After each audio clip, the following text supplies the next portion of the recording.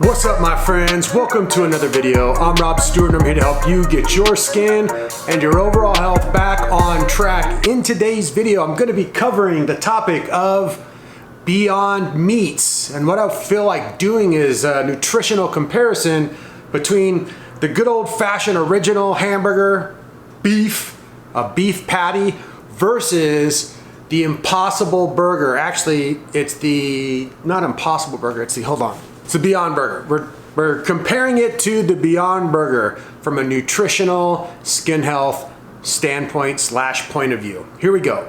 Here are the 8 main ingredients, and I'm gonna put them into the category of healthy or not healthy for the gut and for the skin.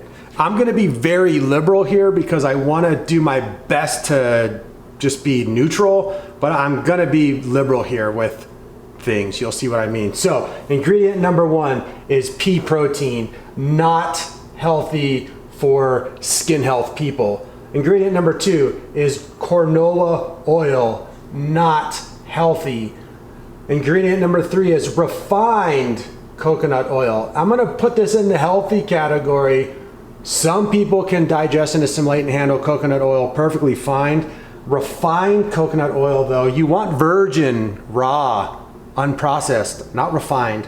So I'm gonna give that one the benefit of the doubt anyway. Rice protein, absolutely not healthy for the skin. Natural flavors means a proprietary blend of oils and herbs, not healthy. Dried yeast, not healthy. Excuse me, waiter, could you bring me another side of the dried yeast, please? I'm really enjoying it. Cocoa butter, again, not great, but I'll give it the benefit of the doubt on this one. And methyl cellulose. Everyone loves a little methyl cellulose. Not healthy at all. So let's have a quick look at the ingredients in beef. There are no ingredients, it's just beef. That's it, whole food, just what you want. Okay, so the ingredients that are in Beyond Meat, and as I said, I was being very liberal, giving the Beyond Meat people the benefit of the doubt with what's healthy and what's not. But honestly, only 2 out of 8 of the ingredients are even remotely healthy for the skin. So 80% of the ingredients in Beyond Meat are horrible for skin health and gut health and digestion. They are foods that are very hard to assimilate. They're foods that are very inflammatory. And if you look at the Beyond Meat ingredients, there isn't a single whole food in the entire ingredient profile. No whole foods, all processed foods, mostly isolated plant toxins and inflammatory foods. Not too good. So let's do a quick comparison of the protein content that's in Beyond Meat and just good old-fashioned regular beef. Now typically in about 4 ounces of beef, you have almost 30 grams of protein, give or take. And the cool thing is, as far as digestion and assimilation goes, all the ingredients in beef, which is just beef as we just recently discovered, are all skin health healthy foods. And you will digest and assimilate almost all, over 90% of the 30 grams of protein that you're eating, your body's gonna use. Now compare that to the Beyond Meat, and it's got only 20 grams of protein for 4 ounces of their burger or whatever meat that they are putting out. And here's the problem, is that 20 grams is made up of 80% toxic plant foods. Our body only assimilates and digests nutrients that it can handle and use. So on the nutrient protein digestion scale, you're only gonna get about 4% to 13% of that 20 grams of protein at best anyway. So relatively speaking, and just to call it an even number, you're gonna get about 8 to 11 grams of protein from the veggie burger is what I'm gonna call it, compared to almost 30 grams of protein with real beef. So you're getting a lot more beef, a lot more protein with your beef, and it's coming in a form that's easier to digest and assimilate. Win-win for the beef. All right, so the next thing we're gonna look at is we're gonna compare the amount of carbohydrates that are in Beyond Meat compared to beef. Now, the fact that we're even saying the word meat and carbohydrate in the same sentence makes absolutely 0 sense to me. Meat does not have carbs. Beef, there's 0 carbs. And in Beyond Meat, Beyond Burgers, There are minimum 7 grams of carbs in a 4-ounce little piece of meat. That's a lot of carbohydrates in meat. Meat doesn't have carbs. So here's a fun fact about Texas, and gotta love Texas. They don't like the fact that when you go to the store, and if you're not a real savvy buyer, you might think that you're actually buying meat, like real beef, when you're buying one of these Impossible burgers or these veggie burgers or this one, the Beyond Burger. The people of Texas, they don't like that. They don't want to be messed with. I don't think, and the people in Texas don't think, that you should be able to call plants meat or plants as a burger. You have to call them something else.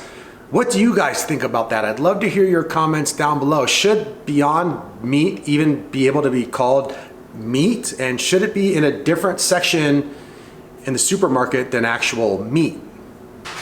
How about fat? How about fat, he says. So the Beyond Meat has 15 grams of fat.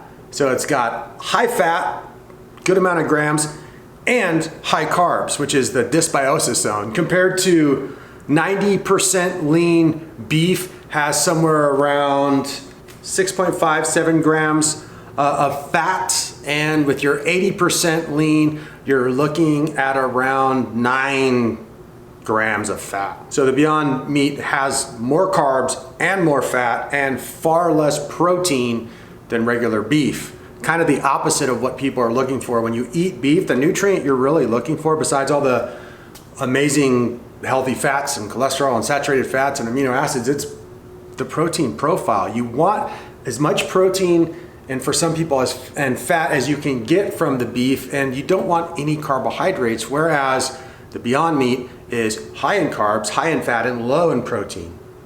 Not good. So nutrition-wise, it's just not a fair contest at all. Real beef, regular meat, the ingredients, the nutrition facts, the fat percentage, the protein percentage, everything about its digestion and assimilation, beef wins hands down. But what about the taste? Some people say that they taste better than burgers.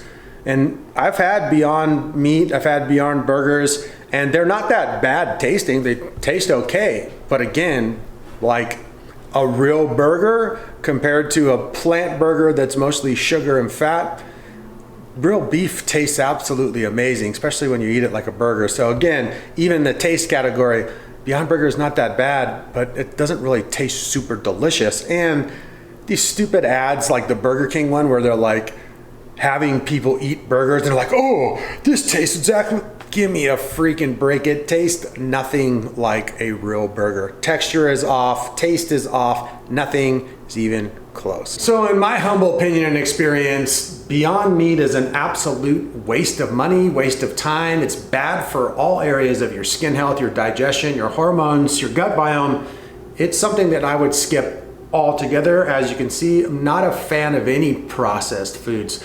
No matter if you're eating a ton of beef or eating no beef, you have to customize your diet in order to heal your skin and your gut. And your diet has to be made up of all whole foods, powdered proteins, isolated nutrients, toxic plant foods that are turned into powders.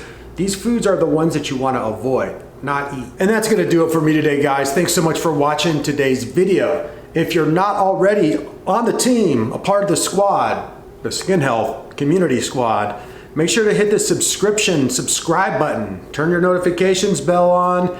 Welcome to the family. If you're enjoying the content, give it a thumbs up. Share these videos on your socials.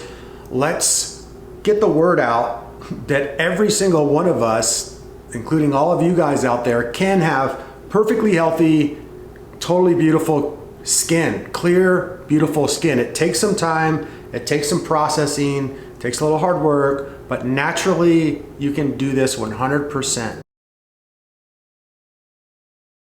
For those of you who are looking to get a hold of me to become one of my skin health clients, there are links in the description box for all of my offerings. One-on-one coaching, we have the 3 Phases Workbook, which is the step-by-step guide for naturally healing your skin, and we have Skinessa, which is the best probiotic for gut biome health and for skin health. That's gonna do it for me today, guys. Again, I'll be back with many more videos really soon. Thanks so much for watching. Thanks so much for the support. Peace, and I'll be back with many more videos really soon. Bye. Look at my jasmine growing. It's beautiful.